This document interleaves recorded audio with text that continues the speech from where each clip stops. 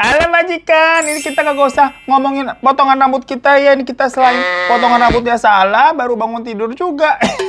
Belum apa-apa kita udah laporan ya ke majikan ya. Ini pokoknya sekarang jam 7, nih kita mau berangkat kerja jam 9, jadi ya udah buru-buru. Kita hari ini adalah Pure Mrs. Things. Yang mana kemarin kan campur-campur tuh antara MT X TC. Nah hari ini MT, nanti video selanjutnya TC begitu ya, biar adil begitu.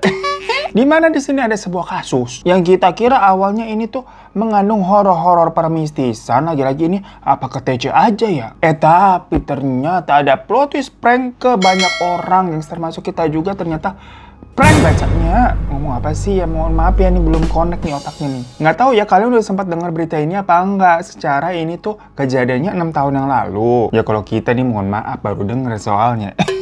Jadi ada ibu-ibu ya yang bikin geger orang-orang karena sempat hilang. Dibilang katanya ditelan ombak gitu di pantai selatan Pelabuhan Ratu. Nggak tahu sendiri kalian cerita-cerita dari pantai selatan tuh bagaimana. Di sana kan ada Nyai. Bukannya ini kita Mirzani, beda orang. Nyai Roro Kidul. Ditakut nggak tuh? Sampai beredar ya. Kalau katanya si ibu-ibu yang hilang itu karena menjadi tawanan di kerajaannya Nyai Roro Kidul sana. Tapi ya geng, setelah 1,5 tahun kemudian, si ibu-ibu itu tuh ditemukan lagi di tepian pantai dengan posisi yang sama. Masih memakai pakaian yang sama pula semenjak dia hilang. Cuman pas ditanya apa yang terjadi gitu, si ibu-ibu kayak linglung aja, nggak bisa jawab apa-apaan. Nah, sebenarnya kan orang bertanya-tanya ini apa, ada apa? Kalau kalian pernah nonton film Gone Girl, nah ini tuh versi kearifan lokalnya, gengs. Nah, kejadiannya ini tuh terjadi di tanggal 8 Januari 2017. Di mana ada seorang wanita bernama Nining Sunarsih yang berusia 53 tahun, asal kampung Cibunar, Desa Gede Pangrango, Kecamatan Kudu Dampit, Kabupaten Sukabumi. Nah, waktu itu Nining ini jalan-jalan ke pantai Pelabuhan Ratu sana tuh bersama adiknya Ella, 37 tahun. Beneran namanya Ella, bukan pagi-pagi kita ngedumel gara-gara harus bikin video. Bener namanya Ella, berusia 37 tahun. Yang tiba-tiba Ella ini tuh teriak-teriak minta tolong. Karena katanya kakaknya itu, Nining, terseret ombak. Ya petugas pantai dan tim SAR kala itu langsung sempat tuh mencari Nining kemana-mana tapi nggak ketemu. Jadi mereka udah sempat tuh menyelusuri laut. Namun 2 hari kemudian, tiba-tiba tim SAR ini menemukan ada sebuah mayat yang mengapung di tengah laut. Namanya keadaan tenggelam begitu kan biasanya memang sudah tidak berbentuk, ya udah nggak dikenalin. Namun ternyata setelah diidentifikasi, mayat tersebut itu bukanlah Nining. Yang pada akhirnya Nining dinyatakan hilang dan gak mungkin selamat lagi, alias ya udah dibilangnya meninggal. Tapi dengan status tidak ketemu, hilang. Dan waktu itu keluarga juga sudah disuruh mengikhlaskan lah. Namun pada tahun 2018, paman dari Nining yang bernama Jejen itu katanya bilang dia mendapatkan mimpi secara terus-menerus di mana Nining nih keponakannya minta dijemput karena katanya dia sudah tidak betah, sudah kedinginan, tolong paman gitu. Ya si paman ini berkata seperti mendapatkan majikan, mendapatkan wangsit majikan. Nah, keluarga besar Nining sendiri yang mendengar pernyataan dari pamannya tadi itu menganggap ya begitu ini pamannya dapat wangsit nih. Jangan-jangan itu adalah sebuah petunjuk atas hilangnya Nining selama 1,5 tahun yang lalu. Makanya dari situ akhirnya mereka memutuskan untuk berusaha mencari Nining lagi dengan landasannya dari mimpi paman Jejen tadi. Satu keluarga besarnya ada sekitar 12 orang tuh sampai berbondong-bondong nyarter angkot buat pergi ke pantai Pelabuhan Ratu. Ini bukan mau tamasya ya, mau mencari Nining untuk kedua kalinya setelah 1,5 tahun. Nah, sesampainya di sana, mereka juga sampai minta bantuan SAR untuk melakukan pencarian. Untungnya nih ya, walaupun tadi udah 1,5 tahun, dan maksudnya istilahnya nih apa ya, nggak ada angin, nggak ada hujan, tahu-tahu diminta lagi, tim SAR-nya nih mau-mau aja tuh untuk bantu. Berlandaskan perkara cuman karena dibilang pamannya Jejen ini mimpi, udah gitu doang. Ya balik lagi, karena kan memang seperti kita tahu nih, di pantai Pelabuhan Ratu, itu kuat dan kental banget dengan hal-hal mistisnya ya. Jadi mungkin orang-orang di sana juga nggak langsung mengenyampingkan ya Allah susah banget, mengenyampingkan enak ya, mengenyampingkan gitu cerita dari pamannya Jejen. Paman Jejen maksudnya tetap didengar, dianggap gitu loh, memang jangan-jangan mimpi tersebut tuh sebuah pertanda. Never try never know begitu kan istilahnya. Kalau nggak pernah nyoba, nggak pernah akan tahu. Ya udah sampai sore menuju maghrib nih, semua orang berpencar tuh dalam mencari keberadaannya Nining. Hingga tiba-tiba nih ada salah satu orang yang berjalan di sekitaran bibir pantai dan melihat kayak, apaan tuh kok kayak ada orang terdampar di balik bebatuan? Itu orang apa bukan kata gue teh? Apa itu marmot nyungsep gitu kan? Pas deketin nih, bener aja.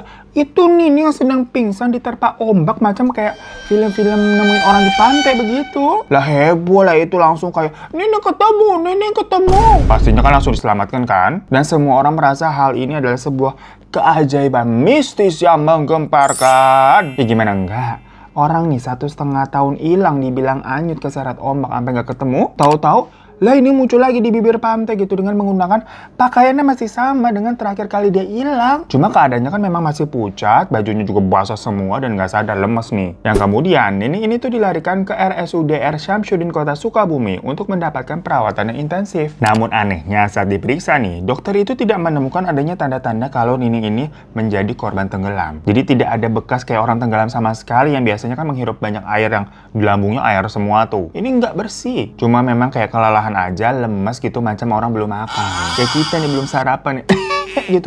Pokoknya bukan kayak abis orang kelelep. Makanya lagi-lagi hal itu langsung dikait-kaitkan dengan hal mistis. Kalau sebelumnya nih Nining pasti disekap tuh di kerajaannya Ratu Nyai Nyi Roro Kidul. Karena semua hal yang terjadi ini kan dirasa memang gak logis dan tidak bisa dijelaskan juga secara kedokteran. Lah dokternya aja juga sampai merinding gitu cuy. Hingga akhirnya pokoknya Nining siuman. Dokter menyatakan kalau Nining ini sepertinya mengalami depresi berat. Karena Nining cuman diem aja gitu kan, bengong gitu, diajak ngomong kagak jawab sama sekali. Jadi gak ada yang tahu cerita dari POV-nya dia nih, selama dia hilang tuh dia ngapain, dia kemana. Dari sini beritanya viral. Namun namanya orang-orang kan pasti ada yang percaya permistisan, tapi ada juga yang kagak percaya gitu kan, kayak hah? Kali nggak masuk akal ini, pasti ada apa-apaan nih. Makanya polisi mencoba mendalami kasus yang memang dirasa janggal ini. Ya mungkin karena berita ini jadinya terlalu rame ya, terlalu viral, dan banyak orang juga yang mempertanyakan kebenaran dari cerita ini. Adiknya Nining lah yang akhirnya membongkar semuanya kalau ternyata ini adalah dunia tipu-tipu. Dimana hilangnya Nining selama 1,5 tahun dan akhirnya ditemukan di tempat yang sama dengan pakaian yang sama. Semuanya itu hanyalah skenario yang dirancang oleh Nining sendiri. Dan orang-orang yang membantunya melancarkan drama tersebut macam jadi kayak cerita sinetron ya, gak lain dan gak bukan adalah ya adiknya si Ella sama pamannya Jejen. Nah kalau kalian nanya emang motifnya apa sih si Nining ribet amat sampai bikin heboh begitu, caper gitu ya? Tau-tau ngilang sampai dinyatakan meninggal terus muncul kembali. Jawabannya adalah untuk kabur dari utang. Apa kabar dunia? Nah kalian juga pastinya udah sering denger atau mungkin ngalamin sendiri nih, misalkan orang yang ngutang tuh tahu-tahu suka ngilang-ngilang kalau ditagih alias gone. Nah tapi dalam kasusnya Nining ini gone-nya itu udah next level gengs. Cuman jangan ya dek ya, jangan dicontoh lu ntar tahu-tahu pada ngilang aja bilang anyut di pantai, padahal mah lagi foya-foya.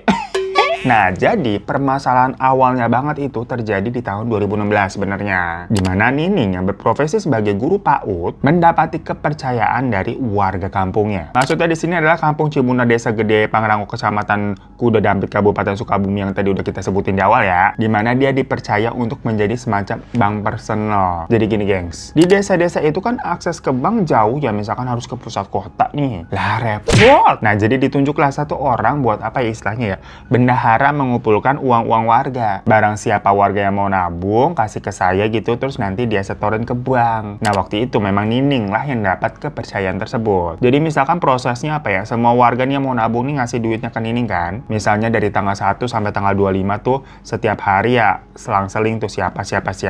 Terus habis itu sama Nining disetorin tuh semuanya ke bank. Entar misalkan ada tanggal-tanggal tertentu beberapa bulan sekali gitu buat mencairkan tabungannya. Atau misalkan ada warga yang mau nyairin ya bisanya di tanggal itu aja. Karena Nining pergi ke banknya kan hanya di tanggal tersebut. Jadi macam kayak perantara aja sih gengs. Dimana keuntungannya Nining ini ya dia dapat dari upah sebagai bendahara aja. Karena Nining ini memang butuh penghasilan tambahan gitu, penghasilan sampingan perkara gaji dia sebagai PAUD ya dirasa kurang cukup. Mengingat ternyata dia udah punya 2 anak laki-laki dan suaminya juga udah nggak ada, udah meninggal. Ya karena memang realitanya, udahlah dia kerjaan sampingan sebagai bendahara tersebut, tetap belum bisa untuk memenuhi kebutuhan hidupnya dan 2 anaknya juga. Dari situlah dikit-dikit nih si Nining memakai uang tabungan warga yang dipikirnya ya nanti akan dikembalikan kalau dia udah gajian. Jadi makanya sih nggak banyak ya, sedikit-sedikit macam kayak gali lubang, tutup lubang, gali lubang, tutup lubang. Cuma mungkin lama-lama jadi kebablasan kali ya. Awalnya tadi yang kayak mulai ngambilin dikit-dikit, tapi sesuai peribahasa, dikit-dikit lama-lama menjadi rumah Mumu Geisha. Ya Allah gede banget. Kemarin kita baru nonton tuh home tournya rumah Mumu Geisha. Buat ke kamar tidurnya aja lewat lorong macam kayak Bandara Soekarno-Hatta. Iya. Terus di rumah kalau makan siangnya masak bukan bibi lagi tapi chef beneran ya. Nggak ngomongin apa sih kita? Ya pokoknya lama-lama gajinya Nining sebagai PAUD itu kok nggak cukup ya buat nutupin uang-uang yang udah dia ambil. Jadi mau gali lubang tutup lubang, kagak cukup itu uangnya buat tutup lubang. Sampai ada waktunya di mana uang-uang tersebut tuh mau dicairkan sama warga. Udah waktunya nyairin tabungan. Jadi ini kayak macam arisan tapi ya semua warga dapat karena kan semua warga nabung. Wah gawat kalau begini nih. Ya Nining yang nggak mau jadi bulan-bulan warga ya kalau ketahuan uangnya dipakai kan bakal diamuk, malu dia. Ya makanya dari situ akhirnya dia melakukan peminjaman uang ke bank. Yang mana banknya itu adalah bank yang biasa dia setorin uang-uang warga, yaitu Bank BRI Cisaat Sukabumi. Nining bilang yang minjem uang ke bank alasannya buat modal usaha, cendakan ceritanya. Akhirnya cair tuh sama bank dipinjemin sebesar 35 juta di tahun 2016. Namun namanya minjem uang ke bank kan ada bunganya ya. Yang mana semua itu harus dicicil selama 2 tahun. Pokoknya sebulan sekitar 1,8 juta katanya. Nah nominal 1,8 juta sebenarnya buat Nining sendiri mah berat. Ya sebelum-sebelumnya aja kan dia untuk memenuhi kebutuhan sehari-harinya sampai harus meretelin duit tabungan warga diem-diem. Namun di sini nggak ada jalan lain buat dia. Yang tahun segitu soalnya belum ngetren pinjol kali ya. Mungkin kalau udah ada pinjol gua rasa ini jadi kasus kelilit pinjol. Ya anyway, setelah udah dapat uang peminjaman nih dari bank, aman dong nih posisinya Nining kagak ketahuan warga. Dimana warga ya itu lancar udah mendapatkan tabungan mereka tepat waktu. Sehingga image Nining nih di mata warga adalah orang yang jujur dan amanah. Pilih Nining. Ya ini tuh sama aja kayak orang-orang yang suka bangun citra image yang nggak sesuai sama budget aslinya begitu kalau di sosial media. Yang penting maunya kelihatan bagus gitu kan di mata orang. Padahal sebenarnya mah pusing harus bayar cicilan ke bank. Selama 1 bulan, 2 bulan, 3 bulan masih lancar tuh bayarnya walaupun ngap-ngapan. Tetep tapi ya konteksnya tuh tutup lubang, gali lubang kayak gali lubang. Gali lubang, tutup lubang. Hingga akhirnya memasuki bulan ke-7, menyerah tuh si Nining tuh bener-bener udah nggak punya duit lagi buat menutupi hutang-hutangnya. Ya namanya manusia dalam kehidupan ini kan kalau nggak mengeluh ya, aduh gitu ya. Makanya dia curhat dia tuh sama salah satu temennya mengenai hutangnya di bank tersebut. Nining tuh mikir lambat laun kalau dia tetap nggak bisa bayar, takutnya nih ada debt collector yang sampai datang ke rumahnya, sampai nyita-nyita barang segala macam. Aduh. Alamat malu udah ketahuan sama banyak orang. Image yang selama ini udah dibangun jempalitan gitu bisa buyar seketika, orang-orang pada tahu. Ya temennya waktu dicurhatin begitu ya nggak bisa bantu secara finansial juga ya. Ya sama-sama bokeh. Namun si temennya itu memberikan sebuah ide yang membagongkan. Dimana dia bilang, ya udah lu pura-pura mati aja. Kan kalau orang minjam duit di bank terus orangnya mati itu langsung dianggap lunas tahu. Kelar kan urusan hidup.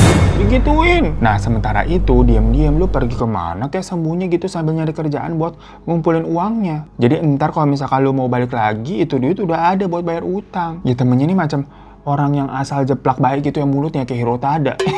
Ya sini nih lagi mumet begitu ya palanya. Dengar saran seperti itu kayak lah.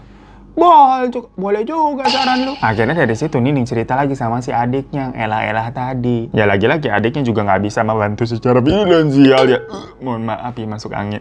Ya cuma di satu sisi adiknya juga nggak punya solusi untuk kakaknya nih biar bisa bebas dari hutang tersebut. Jadilah namanya apa ya, sebagai adik dukung aja deh kakak lu mau ngapain. Yang ujung-ujungnya ternyata adiknya lah itu yang memikirkan rencana untuk membuat seolah-olah Nining ini tuh menghilang dan tenggelam di laut. Pas mikir, laut mana enaknya? Udah di situ aja tuh di Pelabuhan Ratu. Kan banyak cerita horornya. Di sana kan juga emang banyak orang tenggelam jadi orang bakal percaya lah emang ombak gede. Ya akhirnya mereka menyiapkan tuh semuanya. Termasuk mencari tempat persembunyian pasca nanti Nining dinyatakan menghilang. Lu mau kemana? Ya pokoknya awalnya yang tahu tentang rencana ini tuh hanya Nining sama adiknya saja. Sampai di hari H, Nining nih sempat berpamitan dengan ibunya dan anak-anaknya dengan bilang mau pergi ke pantai sama Ella. Jadi lagi-lagi yang tahu cuma dia sama Ella aja ya. Keluarga yang lain tuh bener nggak ada yang tahu sama sekali tentang rencana ini. Yang mana ternyata rencananya mereka udah buat nih. Orang yang pergi ke pantai Pelabuhan Ratu itu sebenarnya cuma adiknya doang atau si Ella. Sementara Nining itu diem-diem pergi ke Cianjur untuk ngumpet di rumah saudaranya ada di sana. Jadi pada akhirnya saudaranya di Cianjur itu tuh ikut dalam drama kebohongan ya karena kan rumahnya ditumpangin sama Nining. Sementara Ketika Ella ini telah tiba di pantai, dia acting tuh seolah-olah panik dengan bilang kalau kakaknya hanyut terbawa ombak. Sampai-sampai penjaga pantai itu juga langsung sigap berusaha nyari tuh, namun yang nggak ketemu kan. Dari situ mereka juga langsung menghubungi tim SAR, tapi ya nihil pencarian di hari itu. Ya iyalah, orangnya di Cianjur, nyarinya di laut, mana ketemu. Sampai hari kedua, tahu-tahu tadi tuh tim SAR ini menemukan ada mayat yang mengapung. Jadi ini kayak drama banget, kayak semacam definisi dari kebetulan. Lah kok tahu-tahu beneran ditemukan mayat? Keluarga tentunya udah heboh tuh mengira ya itu Nining. Namun setelah dibawa ke rumah sakit dan diinvestigasi, ternyata ya itu bukan Nining. Jadi di hari kedua itu Nining masih nggak ketemu. Ya dari sini sudah diprediksi kalau kecil kemungkinannya orang ini masih bisa bertahan hidup karena keseret ombak tapi nggak ketemu-ketemu. Makanya Nining ini dinyatakan meninggal namun memang statusnya tidak ditemukan. Makanya keluarga pun di rumah tuh juga sampai mengadakan yasinan untuk mendoakan Nining. Tapi sebenarnya ya pencarian Nining tetap dilakukan beberapa hari selanjutnya. Cuma ya itu tetap nggak ketemu. Sementara Nining yang udah ada di Cianjur tuh ternyata tidak bisa mendapatkan pekerjaan apa-apa di sana. Alias ya saudaranya cuma bisa ngasih tempat tinggal aja tapi nggak bisa bantu untuk nyari pekerjaan. Padahal kan nyatanya Nining tadi sembari ngumpet sekalian kerja untuk ngumpulin uang. Ya berpikir karena nggak ada yang bisa dikerjakan di sana. Akhirnya dia pergi lagi lah merantau ke Jakarta di tanggal 9 Januarinya. Jadi tadi heboh-heboh ditenggelamkan 8 Januari, sementara dia sebenarnya ke Cianjur. Di Cianjur ternyata nggak ada kerjaan, pergi lagi lah dia ke Jakarta. Sementara tim SAR tuh masih heboh nyari dia di laut, dikira dibawa Nyi Roro Kidul. Kesian banget ya itu Kanjengnya dituduh-tuduh begitu. Kesel pasti. Maaf ya Kanjengnya, suka lancang nih mulutnya. Lanjut aja ya. Sampai sebulan kemudian, keluarga di kampung ini ternyata sudah menganggap Nining meninggal kan. Dan juga mereka pun mengurus surat kematian. Yang mana surat kematian itu akhirnya diberikan kepada pihak Bank BRI. Yang habis sudah diurus-urus segala macam nih akhirnya diputuskan kalau utang yang dimiliki Nining ini dinyatakan gugur. Karena yang bersangkutan telah meninggal. Jadi dianggap lunas. Karena memang perjanjiannya kayak kontrak di hitam di atas putih biasa begitu ya. Ya udah berarti kan mission accomplished alias berhasil. Hore! Namun walaupun begitu, pihak keluarga yang nggak tahu tentang drama ini pastinya kan bukannya seneng ya, walaupun utangnya Nining udah dilepaskan, tapi Niningnya udah nggak ada nih, jadi masih berduka. Sampai pada akhirnya 2 bulan kemudian, salah satu anaknya Nining yang tertua tuh bernama Wanda berusia 23 tahun laki-laki, tiba-tiba dapet telepon yang pas diangkat, "Halo Nak." Lah, suara ibunya, apa nggak gemeter itu anaknya macam kayak nonton film Susana Bangkit dari Kubur. Cuma akhirnya di situ Nining menjelaskan panjang lebar ke anaknya tersebut. Ya karena sebagai ibu pastinya kangen lah, nggak mau anaknya khawatir ngirain ibunya udah almarhumah. Jadi anak yang tertua itu akhirnya juga tahu mengenai rencana perdramaan ini ya. Namun entah apa yang terjadi, Nining yang mungkin kan di Jakarta juga luntang-lantung, dia nggak punya kenalan, nggak punya siapa-siapa, ternyata juga susah mendapatkan pekerjaan, hidupnya di jalan. Akhirnya dia ditangkap sama Satpol PP dan dimasukkan ke sebuah yayasan panti sosial rehabilitasi mental namanya tuh Aura Welas Asih. Soalnya katanya waktu ditemukan di jalan tuh kondisinya macam kayak orang gila. Ya pokoknya Nining di panti itu tuh selama 1 tahunan, gengs. Nah menariknya, karena tadi waktu ditemukannya kondisinya kayak orang gila, nggak ada identitasnya juga ya, nggak bawa apa-apa, cuma pakai baju doang. Jadi orang-orang kan kagak tahu ini siapa, namanya siapa, tiap ditanya juga namanya siapa nggak dijawab. Akhirnya di panti tersebut si Nining ini tuh dikasih nama tuh Mrs. X12. Jadi kayak di nomor gitu loh, X12. Namun di part ini sebenarnya nggak ada yang tahu apakah Nining itu benar-benar gila atau depresi ya maksudnya. Dan penyebabnya apa, tahu-tahu dia bisa sampai begitu sejak kapan? Karena kan sebelumnya dia tuh masih bisa teleponan sama anaknya, ngomongnya normal, jelasin semuanya. Nah makanya, apakah semua ini hanya tipu-tipu lagi dari Nining? Ya maksudnya daripada dia luntang-lantung di jalan kan makan susah, nyari kerjaan kagak bisa. Udahlah, mending pura-pura gila aja biar ditampung gitu kan enak. Dapat kasur, dapat tempat tidur, dapat makan, diurusin pula. Cuma drama persinetron ini masih berlanjut, gengs. Karena tahu-tahu setelah setahun kemudian pantinya bangkrut. Ya namanya panti itu kan butuh donatur ya. Kayak kita juga butuh donatur dari kalian-kalian semua yang jangan skip-skip iklan ya. Kalau bukan donatur, dilarang atur. Nah mungkin pantinya si Nining ini tuh nggak ada suntikan dana. Atau kayak nonton tapi nggak skip-skip iklan begitu. Nah kalau nggak ada pemasukan, mau pakai apa ngerawat orang-orang di sana? Jadilah para pasiennya dilepas lagi, tutup tuh pantinya. Dibalikin ke jalan atau dioper ke panti sosial lain. Tapi kan semua itu butuh proses ya, dan nggak semua panti sosial lain tuh punya kuota untuk nampung dari yang panti awal ini. Nah makanya di sini nih, part yang bikin orang-orang curiga kalau tadi sebelumnya Nining jangan-jangan pura-pura gila doang. Karena abis dilepas tuh perkara tadi pantinya tutup, dia masih bisa tuh telepon ke paman yang bernama Jejen untuk minta bantuan. Ya awalnya pamannya sama kagetnya tuh kayak anaknya Nining yang tadi, gengs. Ini hantunya Nining apa gimana yang telepon? sinetron. Ya lagi-lagi Nining di situ harus menjelaskan semuanya ya. Dimana dia mau minta bantuan untuk membuat adegan seolah-olah Nining ini bisa ditemukan kembali di pantai Pelabuhan Ratu setelah sekian lama ya. Yang mana kejadiannya itu dibuat seolah-olah ada hal-hal mistis lah cenah. Ya si pamannya nih namanya juga masih keluarga. Ujung-ujungnya mau membantu demi bisa melihat Nining kembali dengan anak-anaknya dia. Dari sinilah seperti tadi cerita kita di awal, pamannya tuh acting bilang ke keluarga besar kalau dia dimimpiin Nining selama beberapa malam untuk minta dijemput bla bla bla bla bla. Ini kalau dipikir-pikir satu keluarga besar banyak yang jago acting ya. Nggak mau casting FTV aja pak. Ya udah, atas cerita dari paman Cecen itu yang seolah-olah mendapatkan wangsit, pencarian Nining pun kembali dilakukan setelah 1,5 tahun dan ketemu. Sampai geger gitu kan, banyak yang percaya juga kalau itu memang kejadian magic dan ujung-ujungnya adiknya Ella itu yang beberin semuanya. Ella cuma setelah ditemukan kembali Nining ini tuh balik lagi jadi kayak orang gila guys, jadi kayak orang depresi, diem aja. Makanya dia nggak bisa diproses secara hukum karena dinyatakan gila. Beneran gila atau apa kabar dunia? So gengs, itu sebuah drama yang disusun rapi macam kayak cerita sinetron. Itu mah ya kalau adiknya kagak cepu gitu beberin ke semua orang, mungkin orang-orang akan tetap mengira atau menganggap kalau semua yang terjadi adalah hal mistis dan bisa menjadi teman cerita kali ya. Ya mungkin ini juga nggak bakal jadi tahu-tahu gila karena karangannya dia akan selamat itu dibebaskan dari kurungan penjara Ratu Pantai Selatan tuh berhasil. Jadi orang-orang nggak bakal menganggap dia yang gimana-gimana gitu loh. Cuma karena endingnya nggak sesuai rencana, dimana ya itu adiknya cepu. Jadi ya udahlah, pura-pura gila kayak diem kayak gitu biar kagak ditanya-tanya kali ya. Sama akhir kan bisa bebas dari hukuman juga, namanya orang gila kan nggak bisa dihukum habisnya. Tapi ya geng, siapa pertanyaan gua, kalau beneran gila ya udah lain cerita. Yang gua bingung kalau dia beneran pura-pura gila, mau sampai kapan kayak diem gitu kan? Apa nggak bosen? Apa nggak capek gitu ya? Kayak dalam hati kan pasti mikir, anjir capek ini diem terus begini, bosen gua kapan? Kelar nih mau ngomong apa gimana ya? Ya lu inget nggak kalau waktu kecil gitu kan lagi ngambek sama orang tua lu diem aja gitu kan kayak bingung dalam hati nih, gimana ya mau ngomongnya gitu diem aja. Ya udah deh majikan, terima kasih yang udah nonton ya. Klik like-nya dan jangan lupa subscribe lu ya. Kalau nggak ntar gua kabur nih. Ini sampai kapan nih kita diem gini nih? Udah capek juga nih kita ngomongnya kapan nih? Ya udahlah, assalamualaikum warahmatullahi wabarakatuh ya.